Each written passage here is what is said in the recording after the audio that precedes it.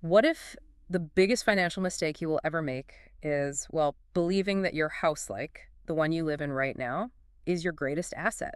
I mean, it sounds completely counterintuitive, right? It kind of goes against almost everything we are taught about, the American dream and building a nest egg. It really does. Yeah. But when you look at how the self-made truly build and sustain wealth, you realize there's this massive gap between what we learn in a traditional classroom and how money actually works in the real world. Right. It's a completely different game. Exactly. So welcome to our deep dive. Our mission today is to uncover the core mindset shifts between the rich and the poor, and we're basing this on a detailed breakdown of Robert Kiyosaki's classic financial guide, Rich Dad, Poor Dad. Yeah, and to really understand these shifts, we're looking at the foundational premise of the whole material, which is the contrasting advice given to a 9-year-old Robert by two very different paternal figures. Right. So on one side, you have his real dad, who he calls Poor Dad. Yeah. And, this is a highly educated man. He's a teacher, doing exactly what society says you were supposed to do, yet he's just constantly struggling to make ends meet. Yeah, he's kind of doing everything right on paper. Exactly. But then on the other side, you have Rich Dad, who is his best friend Mike's dad. And this guy is an 8th grade dropout. Which is wild to think about. It is. He operates completely outside the traditional academic system, but he's running multiple successful businesses and literally building an empire. It is the ultimate real-world stress test of two diametrically opposed philosophies. I mean, one believes in academic education, climbing the corporate ladder, and, job security. Right. And the other believes in financial literacy, understanding cash flow, and just total independence. Okay, let's unpack this. Because to really understand the philosophy, we have to look at how Rich Dad actually taught these concepts. Right. His methods were a bit unconventional. Very. So 9-year-old Robert and his friend Mike go to Rich Dad and ask him to teach them how to make money. But Rich Dad refuses to sit them down in a classroom. Right. No chalkboards or anything. Exactly. Instead, he puts them to work in one of his small supermarkets. And he makes the conditions intentionally grueling. I mean, they are dusting canned goods with a feather duster for 3 hours every Saturday. Oh, sounds awful. Oh, it gets worse. It's in the sweltering heat with the doors wide open, so every passing car just kicks dust right back onto the merchandise. Oh, wow. And the pay was what, 10 cents an hour? 10 cents an hour, which, I mean, even back then was practically nothing. A single comic book cost 10 cents. So they are trading their entire Saturday 3 hours of hard work for the equivalent of like 3 comic books. Yeah, naturally, after a few weeks, Robert is furious. I mean, he feels completely exploited, and he's ready to march in there and demand a 25-cent raise or just quit altogether. Right, which is, exactly what Rich Dad was orchestrating. It's totally a trap. But I have to admit, if I'm in Robert's shoes, I am doing the exact same thing. You get frustrated, you feel undervalued, and your immediate instinct is just, I need to go demand a raise. Yeah, it's human nature. But what's fascinating here is Rich Dad's underlying philosophy on how we actually learn. Okay, tell me more. Well, when an angry Robert finally confronts him, Rich Dad explains that life doesn't teach you by giving you a lecture. Life teaches you by pushing you around. Pushing you around. Yeah. And how you respond to that push basically dictates your entire future.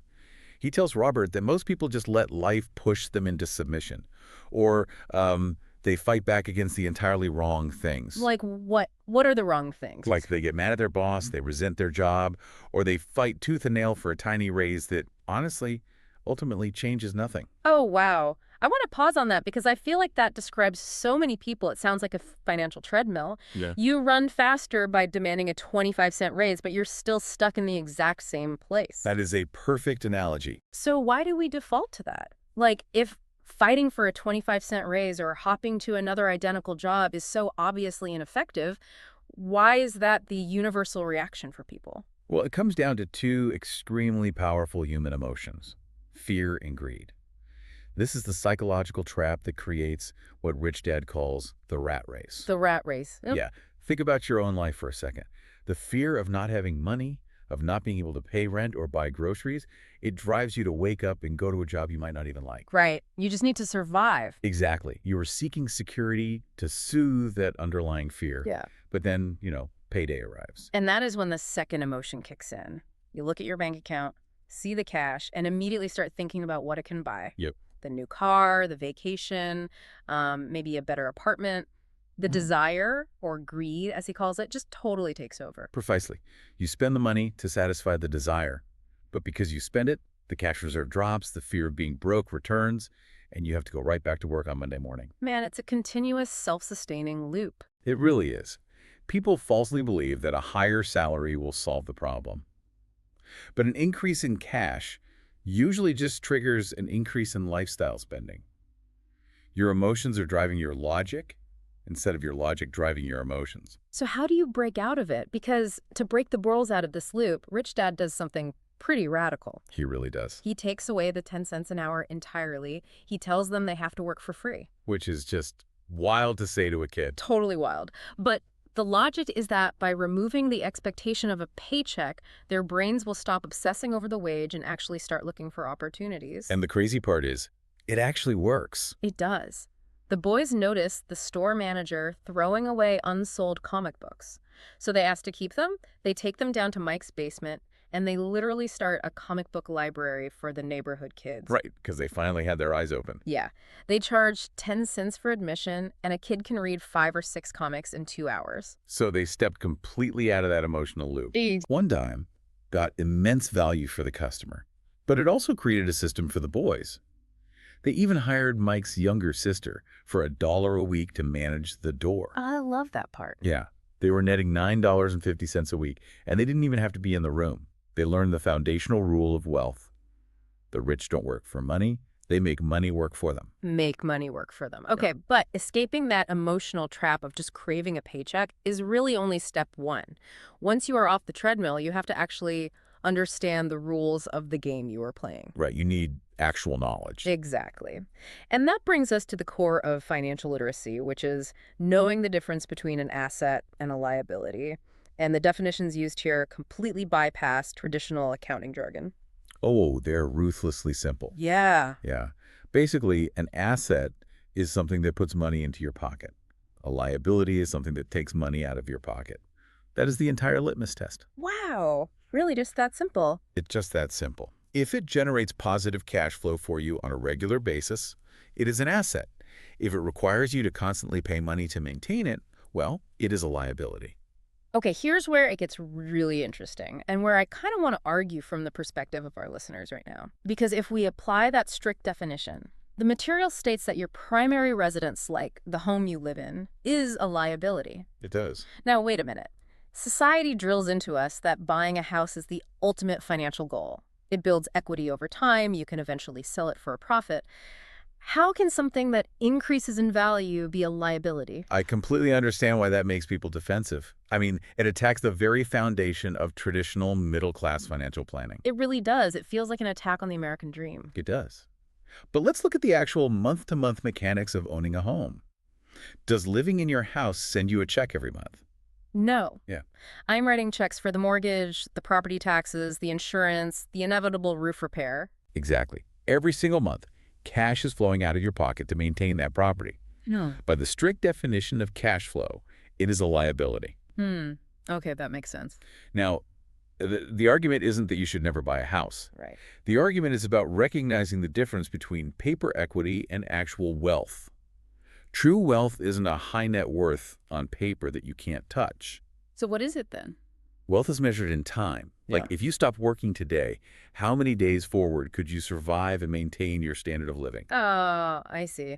So if the passive income generated by your true assets, things like rental properties that pay you rent or stocks that pay dividends, if that money covers your living expenses, including the expenses of your home, then you are truly wealthy. Right, you've hit the nail on the head. And most people, they just confuse their profession with their business. What do you mean by that? Well, they spend their entire lives minding someone else's business. They work for a corporate boss, they work for the government by paying taxes, they work for the bank by paying a mortgage. Oh, there is a brilliant story about Ray Kroc, the founder of McDonald's, that perfectly illustrates this. Oh, the University of Texas story. Yes. So in 1974, he was speaking to a group of business students at the University of Texas. And he asked them, "What business am I in?" And of course, they all laughed. Right. They laughed and said, "You're in the hamburger business." But Kroc told them, no, McDonald's is actually in the real estate business. Which is so brilliant. Kroc understood that the burgers were just the mechanism to pay for the real asset, the physical land, and the strategic location of every single franchise. The real estate was the business. I love that distinction. If someone asks you what your business is and you say, I'm a software engineer or I'm a nurse, that is your profession. That is how you generate initial capital. Right. But your business is your asset column. I like to think of every dollar you save not as money to be spent, but as a tiny employee. Well, that's a cool way to look at it. Yeah, your goal is to build a personal army of dollar bills, and their only job is to go out into the world, work 24/7, and capture more dollar bills to bring back to you. That is a great way to visualize it. And the directive is simple: mind your own business. Keep your day job, be a great nurse or engineer, but use the income you generate to aggressively buy real assets. Okay, so what does this all mean? Once you start building this army of dollar bills, these assets, how do the rich protect and multiply them? Because the reality is we live in a world designed to tax income. Oh, absolutely. Taxes take a huge chunk. And this brings up a fascinating and somewhat controversial look at how the rich navigate the system. Now, I want to be very, very clear here for you listening. We are not taking a political stance on this at all. Right. Absolutely not. We are strictly reporting on the differing philosophies of the two dads in our source material. So, poor dad, who worked for the state, sincerely believed that the government should expand, that it should provide for the people, and that it should heavily tax the rich to do so. Right. But Rich Dad viewed it very differently. He actually saw the classic Robin Hood narrative, stealing from the rich to give to the poor, as deeply flawed. Really? How so? Well, in his view, the tax system, which originally started in the US and the UK as a temporary measure or something only targeting the ultra-wealthy, it inevitably expanded. Right, it always does. Exactly.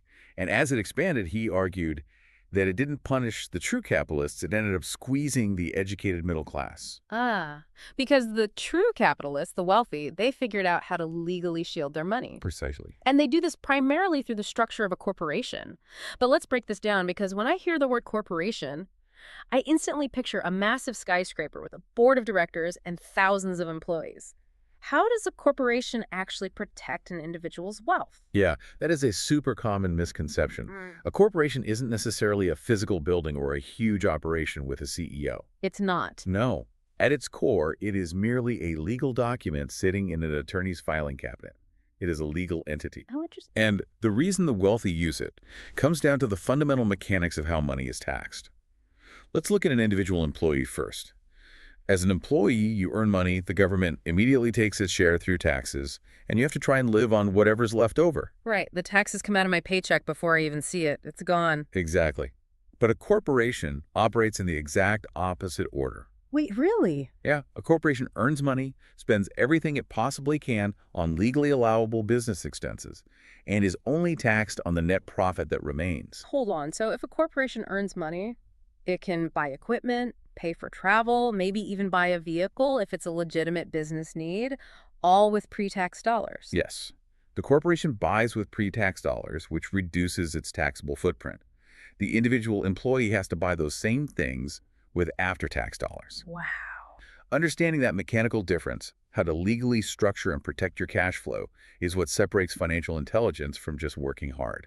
Which totally proves the point that your mind is your most powerful asset. If you understand the mechanics, you can literally invent money. Inventing money. That sounds like a stretch, but it's true. It is. There is an incredible example of this from the early 1990s in Arizona. The economy was in a terrible recession, people were panicking, and real estate prices were just plummeting.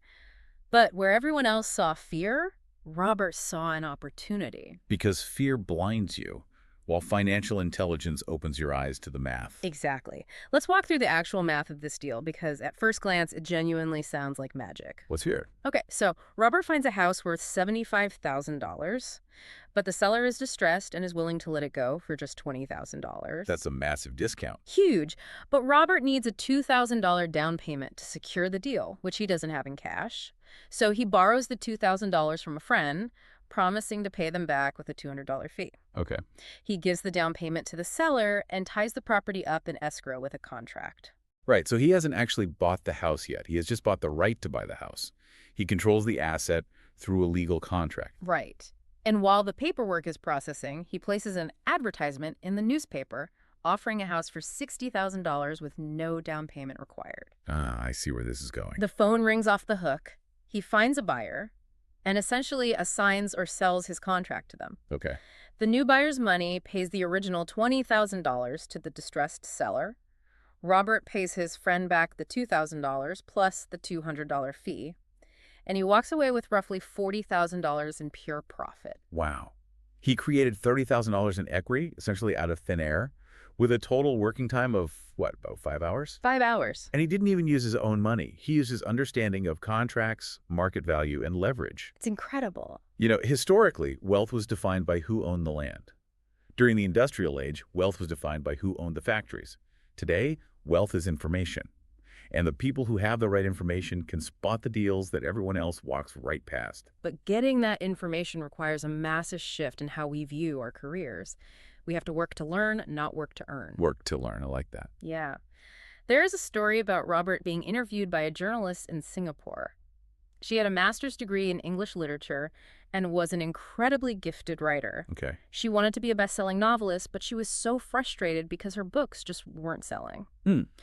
Robert told her she should take a course in sales training, and she was deeply offended. She felt that learning to sell was sleazy and completely beneath her academic credentials. If we connect this to the bigger picture, her reaction highlights a trap that catches so many smart people. How so? Well, they become hyper-specialized in their specific profession, but they completely neglect the broader skills required to actually monetize that profession. Robert gently pointed out to her that the title on his cover says best-selling author, not best writing author. Oh, wow. That is a brutal truth, but it makes so much sense. It does. You can have the most brilliant product or be the most talented writer in the world, but if you don't understand how to market it, how to communicate its value, or how to sell it, you will constantly struggle. Yeah. Financial success isn't just about mastering one technical skill. It requires an understanding of cash flow management, systems management, and people management. You have to be willing to step outside your comfort zone and learn the skills you might think are, beneath you. Right. Which brings us to the final hurdle. Let's say you have the mindset, you know the difference between an asset and a liability, you understand the tax mechanics, and you are actively learning new skills. The material warns that you can still fail if you don't conquer your own lazy habits. Oh, habits are the hardest part to change. They really are. And it highlights two specific behavioral shifts. First, we have to completely banish the phrase, "I can't afford it," from our vocabulary. Think about what happens in your brain when you say, I can't afford it. The conversation ends. Your brain just shuts off. It is a passive statement that just accepts defeat. Rich Dad insisted on changing it to a question, how can I afford it? Because asking how forces your brain to work. It forces you to look for solutions, to evaluate your assets, to maybe figure out a new way to generate income. It sparks that healthy amount of desire we talked about earlier. Exactly. And the second habit, which is arguably the most uncomfortable, is the practice of paying yourself first. Okay, what does that mean? Well, poor Dad's habit was to pay all his bills first. The mortgage, the utilities, the creditors, and then save whatever was left over, which, let's be honest, is usually nothing. Right. But Rich Dad paid his asset column first, even when he was desperately short on cash to pay his bills. But wait, if you don't pay your bills, the creditors come after you. The government comes after you. That sounds incredibly irresponsible. It sounds reckless, sure, but the underlying mechanic is profound. By intentionally paying himself first and putting that money into assets, he created a massive amount of pressure on himself. He knew the creditors would call. He knew the taxes were due. He used the fear of those consequences to force himself to hustle, to be creative, and to find new ways to generate the cash needed to pay the bills. Wow. He used the pressure to make himself financially smarter, rather than letting the pressure grind him down into submission. He engineered his own motivation. That is completely backwards from how we are taught to operate, but you can't argue with the results. Not at all. So if we look back at the journey we've taken today, building true wealth starts with stepping off the emotional treadmill. Right. You have to refuse to let the fear of not having money and the greed of wanting things dictate your daily actions. You have to redefine your reality, understanding that your house is draining cash, while true assets put cash in your pocket. And you have to learn the mechanics of the system, using entities like corporations to protect what you build. Exactly. And above all, you have to prioritize constant, broad financial education over the illusion of job security. This raises an important question, something for you to mull over as you go about your week. Okay, let's hear it. The core philosophy here is that a safe, traditional path is often just playing not to lose rather than playing to win. Right. So look at your own life right now. Look at your career trajectory, your investments, or even just your daily routines. Where are you currently over-diversifying or playing it safe just to avoid losing? And what would it look like if, starting today, you stopped playing not to lose and actually started playing to win? Man, that is a phenomenal thought to leave on because the truth is, the rules of wealth aren't some hidden magic trick. They just aren't taught in a traditional classroom. They are learned when you finally decide to stop sweeping the dust off the canned goods for 10 cents an hour and start looking for the opportunities hiding right in front of you. Thank you so much for joining us on this deep dive. Keep asking how, keep learning, and we'll catch you next time.